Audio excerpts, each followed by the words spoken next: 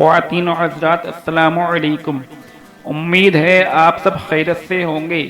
جیسا کہ آپ جانتے ہیں کہ ہم ہمیشہ آپ کو اسلامی واقعات، دینی معلومات و حیرت انگیز قصے کہانی سناتے رہتے ہیں۔ اسی سلسلے میں ہم آج آپ کو شداد کی جنت کے بارے میں بتانے جا رہے ہیں، لیکن اس سے پہلے آپ سے ہمیشہ کی طرح ایک چھوٹی سی گزارش ہے کہ اگر ابھی تک آپ نے ہمارا یوٹیوب چینل سبسکرائب نہیں کیا ہے تو آپ اسے جلد سبسکرائب کر دیجئے، ساتھ ہی بیل آئیکن بھی دبا دیجئے جس سے ہماری ہر آنے والی ویڈیو کی نوٹیفیکیشن آپ تک پہنچتی رہے۔ تو چلیے شروع کرتے ہیں۔ دوستو، احقاف قوم عاد کے بسنے کی جگہ تھی۔ یہ علاقہ یمن اور عمان کے درمیان بکھرا ہوا تھا۔ قوم عاد یہاں 8,500 سال قبل آباد تھی۔ اللہ تعالیٰ نے انہیں سرسبز کھیتیاں بھی دے رکھی تھیں، جانور بھی، پانی بھی اور وافر خوراک بھی۔ نعمتوں کی اس فراوانی نے انہیں بھٹکا دیا، وہ اللہ تعالیٰ کے باغی ہو گئے۔ ہدایت کے لیے حضرت ہود علیہ السلام کو اللہ تعالیٰ نے اس قوم کی طرف بھیجا۔ وہ انہیں تبلیغ کرنے لگے، لیکن عاد ان کا مذاق اڑانے لگے۔ وہ شرک سے پیچھے ہٹنے کے لیے راضی نہ ہوئے۔ شداد اس قوم کا بادشاہ تھا۔ شداد کے دور حکومت میں حضرت ہود اللہ کے نبی تھے اور آپ ہمیشہ شداد کو ایمان کی دعوت دیتے تھے۔ ایک دن شداد نے پوچھا، اگر میں آپ کی باتوں پر ایمان لے آؤں تو اللہ مجھے کیا انعام دے گا؟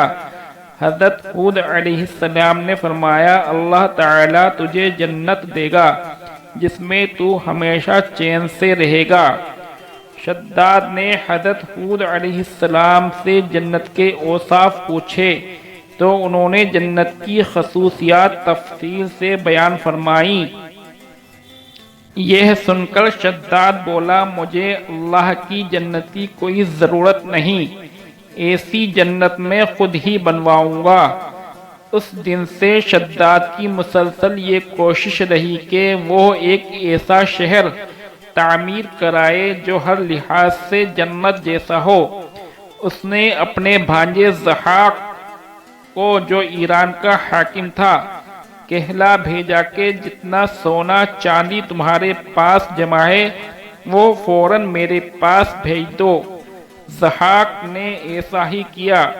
شداد نے پورے ملک میں اپنے کارندے روانہ کیے جو بہت بڑی مقدار میں سونا چاندی جمع کر کے لائے۔ اس نے جنت بنانے کے لیے ملک کو شام میں ایک صحت افزا مقام کا انتخاب کیا اور ماہر معماروں کے ذریعے وہاں ایک مضبوط اور مستحکم فصیل تعمیر کرائی، جس کے اندر سونے اور چاندی کا محل تعمیر کرایا اور اس کی دیواروں کو قیمتی جواہر سے سجایا۔ اس نے شہر کے وسط میں ایک ایسی نہر بنوائی جس کے پانی میں سنگریزوں کے بجائے ہیرے جواہرات بہتے تھے۔ سونے کے ایسے درخت لگوائے جن کی خوشوں میں مشک و عنبر بھرا گیا تھا۔ جب ہوا چلتی تو مشک و عنبر کی خوشبو پورے شہر میں پھیل جاتی۔ شداد نے محل کے چاروں طرف سونے کی اینٹوں سے 12,000 کمرے تعمیر کرائے اور ہر کمرے کو یاقوت اور ہیرے جواہرات سے مزین کیا گیا اور اطراف و جوانب سے خوبصورت اور جوان عورتوں کو وہاں لایا گیا۔ الغرض یہ عظیم الشان جنت نما شہر 500 سال میں تکمیل ہوا۔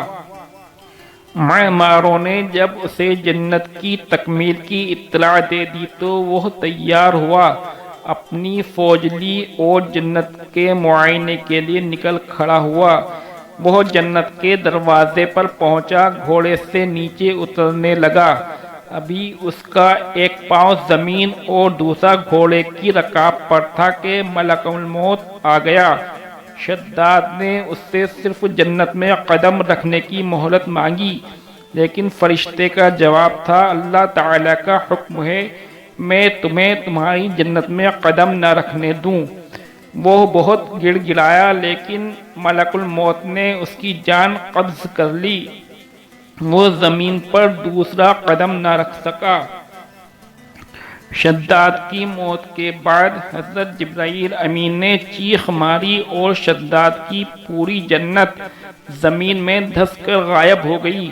شداد کا انجام قوم عاد کے لیے کافی تھا، لیکن جب انسان کی عقل پر غرور کا پردہ پڑتا ہے تو شداد ہو یا شدید، اسے کسی کا انجام دکھائی نہیں دیتا۔ حضرت ہود علیہ السلام قوم کو شداد کا انجام بتا بتا کر ڈراتے رہے، لیکن عاد نہ مانے، یہاں تک کہ وہ مایوس ہو گئے۔ اللہ تعالیٰ نے انہیں ساتھیوں کے ساتھ علاقے سے نکلنے کا حکم دے دیا اور وہ قوم کو آخری بار سمجھا کر احقاف سے نکل گئے۔ اللہ تعالیٰ نے ان کے بعد عاد پر خوفناک آندھیاں مسلط کر دیں۔ وہ آندھیاں 7 راتیں اور 8 دن چلتی رہیں، یہاں تک کہ پوری قوم اپنے بلند ستونوں اور سونے اور چاندی کی عمارتوں سمیت زمین میں دفن ہو گئی۔ قوم عاد کا نشان تک نہ رہا، پوری وادی ریت کے صحرا میں گم ہو گئی، پانی کے ذخیرے بچے اور نہ ہی درخت، پودے، جانور اور کھیتیاں، صرف ریت کے لمبے اور اونچے ٹیلے بچ گئے۔ حضرت امیر معاویہ کے دور حکومت میں حضرت عبداللہ بن قلابہ اپنے گمشدہ اونٹ کی تلاش کرتے ہوئے صحرائے عدن سے گزر کر اس شہر میں پہنچے اور اس کی تمام زینتوں اور آرائشوں کو دیکھا، مگر وہاں کوئی رہنے بسنے والا انسان نہیں ملا۔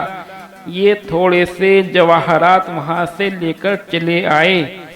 جب یہ خبر حضرت امیر معاویہ رضی اللہ تعالی عنہ کو معلوم ہوئی تو انہوں نے عبداللہ بن قلابہ کو بلا کر پورا حال دریافت کیا اور انہوں نے جو کچھ دیکھا تھا سب کچھ بیان کر دیا۔ پھر حضرت امیر معاویہ رضی اللہ تعالی نے کعب احبار کو بلا کر دریافت کیا کہ کیا دنیا میں کوئی ایسا شہر موجود ہے؟ تو انہوں نے فرمایا کہ ہاں، جس کا ذکر قرآن مجید میں بھی آیا ہے کہ یہ شہر شداد بن عاد نے بنایا تھا، لیکن یہ سب عذاب الہی سے ہلاک ہوئے اور اس قوم میں سے کوئی ایک آدمی بھی باقی نہیں رہا۔ اور آپ کے زمانے میں ایک مسلمان جس کی آنکھیں نیلی، قد چھوٹا اور اس کے ابرو پر ایک تل ہوگا، اپنے اونٹ کو تلاش کرتے ہوئے اس ویران شہر میں داخل ہوگا۔ اتنے میں عبداللہ بن قلابہ آ گئے تو کعب احبار نے ان کو دیکھ کر فرمایا کہ باخدا وہ شخص جو شداد کی بنائی ہوئی جنت کو دیکھے گا وہ یہی شخص ہے۔ کہا جاتا ہے کہ ایک دفعہ اللہ تعالی نے ملک الموت سے پوچھا، روح قبض کرتے ہوئے تمہیں کبھی کسی پر ترس بھی آیا؟ ملک الموت نے عرض کیا، جی ہاں، 2 دفعہ مجھے بڑا ترس آیا۔ پہلی دفعہ اس وقت جب سمندر میں ایک ماں اپنے شیرخوار بچے کے ہمراہ سفر کر رہی تھی۔ سمندر میں طوفان آیا، کشتی ٹکڑے ٹکڑے ہو گئی۔ وہ ماں ایک تختے پر اپنے نوزائیدہ بچے کو سینے سے لگائے سمندر میں ہچکولے کھا رہی تھی۔ اس وقت مجھے آپ کا حکم ملا کہ اس عورت کی روح قبض کر دی جائے۔ چنانچہ میں نے اس عورت کی روح قبض کر لی اور وہ بچہ اس تخت پر اکیلا رہ گیا۔ پھر وہ تختہ ایک جزیرے پر جا لگا اور دوسری مرتبہ مجھے شداد کی روح قبض کرتے ہوئے بڑا ترس آیا۔ اگر وہ تیرا دشمن تھا مگر اس نے بڑی محنت سے جنت تعمیر کرائی تھی اور تو نے اسے دیکھنے کا موقع تک نہ دیا۔ اللہ تعالیٰ نے فرمایا، اے ملک الموت، تو نے دونوں مرتبہ ایک ہی شخص پر ترس کھایا تھا۔ تختے پر جس بچے کو تو نے دیکھا تھا ہم نے اس کی پرورش کی، اسے عزت دی، اسے اقتدار دیا، اور وہ بدبخت ہمارا منکر بن بیٹھا اور ہماری جنت کے مقابلے میں اپنی جنت تیار کرنے لگا۔ در حقیقت شداد ہی وہ شیر خوار بچہ تھا جس کی ماں کی روح تو نے قبض کی تھی۔ خدا کے انکار کا یہ نتیجہ تو دنیا میں ہے اور آخرت کا عذاب اس سے کہیں زیادہ ہے۔ دوستو، امید کرتے ہیں کہ آپ کو ہماری یہ ویڈیو ضرور پسند آئی ہوگی۔ پسندیدگی کا بہترین اظہار یہ ہے کہ آپ ہماری ویڈیو کو لائک کیا کریں اور اپنے دوستوں کے ساتھ شیئر کریں۔ السلام علیکم ورحمۃ اللہ وبرکاتہ۔